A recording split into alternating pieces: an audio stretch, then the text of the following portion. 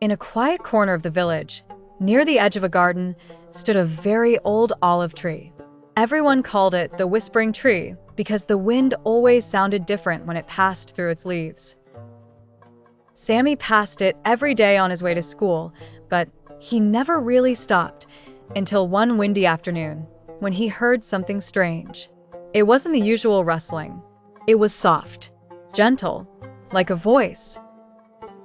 Sami leaned closer and heard, "Those who remember Allah, their hearts find peace." He stepped back. Did that tree just say an ayah? He looked around. No one was there. Just him, the wind, and the whispering leaves.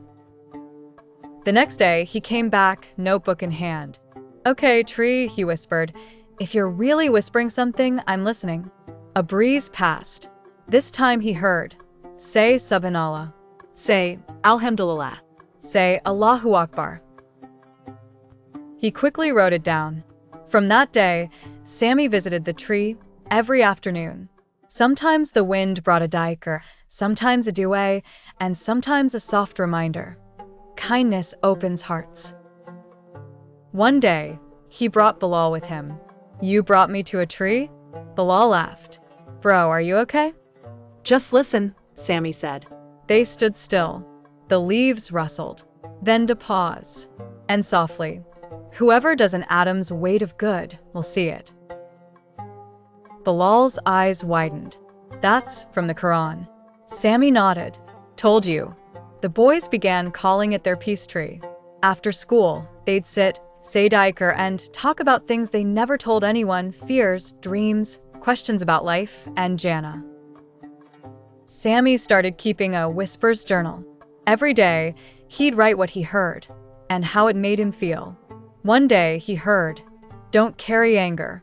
Forgive, as you hope Allah will forgive you." That one stayed in his heart for a long time. Sometimes he came with a question in mind, and the wind would whisper something that felt like an answer. Not loud, not magical, just perfect timing.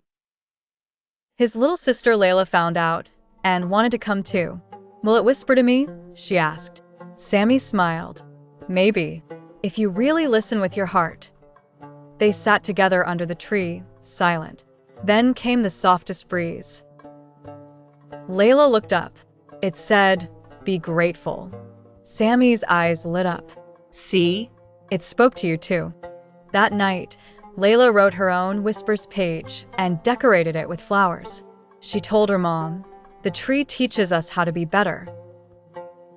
Her mom kissed her forehead. "Maybe it's your heart that's learning." News of the whispering tree spread slowly.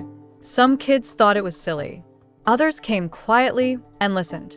Soon, it became a secret spot for anyone who needed peace. One afternoon, it whispered something that gave Sami chills. "The best hearts are those that love for the sake of Allah." He held that line like a treasure. When Sami was upset one day, he ran to the tree. No one else was there. He sat under it and said, "Ya Allah, I'm really trying." The wind moved gently, and he heard, "Allah is near to the broken heart." That night, he made a special dua. "Ya Allah, let me be like this tree, quiet, strong, and full of reminders." During the last 10 nights of Ramadan, Sami and Bilal brought lanterns and sat by the tree after Tarawih.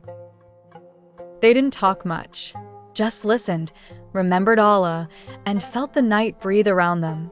On the 27th night, the wind was still at first. Then, like a soft hug, the tree whispered, "Laylatul Qadr is better than 1,000 months." Sami closed his eyes. "I believe you." As Eid came closer, the tree's whispers became simpler, gentler. Share your joy. Give to the one who has less. Celebrate with a clean heart. After Eid, the whispers didn't stop. That's when Sami realized the tree was never magical. The whispers were always there. He had just learned how to listen. One day, there was no wind, just silence. Sami sat anyway.